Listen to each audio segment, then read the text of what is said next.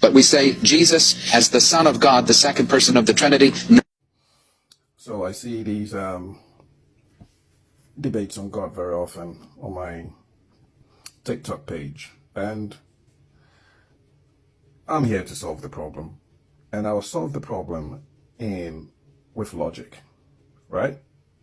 I'll solve the problem for everybody, and I'll make the argument very simply, right? Because I'll make an irrefutable argument that fits both sides.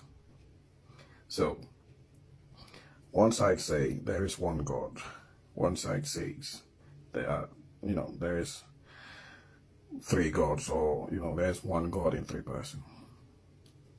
Here is the answer, right? And both sides can agree with this answer. And to each side, this answer is irrefutable. And the answer is that once you accept the definition of God, it doesn't matter, right? Once you accept the definition of what it means to be God, it doesn't matter, right? Because the moment you start to put limits on what God is, right? The moment you start to put limits on what God is, it's no longer God, right?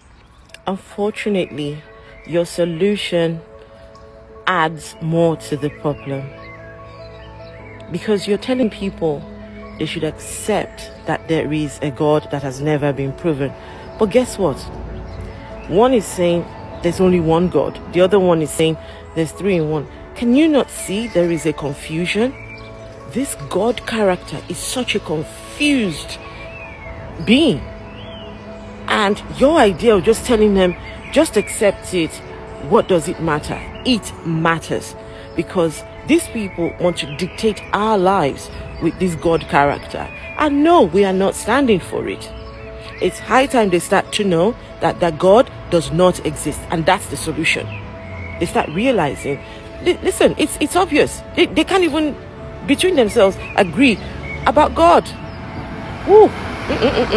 They can't even agree. I get it. You're trying to solve the problem of the God debate, but unfortunately, that's not the solution. I don't claim to have the solution, but I do know once you can cancel God, once you realize that God does not exist, guess what you automatically do?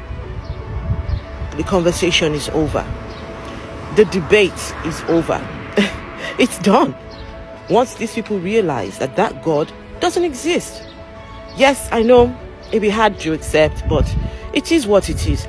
They themselves cannot decide among themselves the characteristics of God. And guess what's going to happen? Nobody is ever going to be able to know exactly anything about this God. You know why? Because it doesn't exist.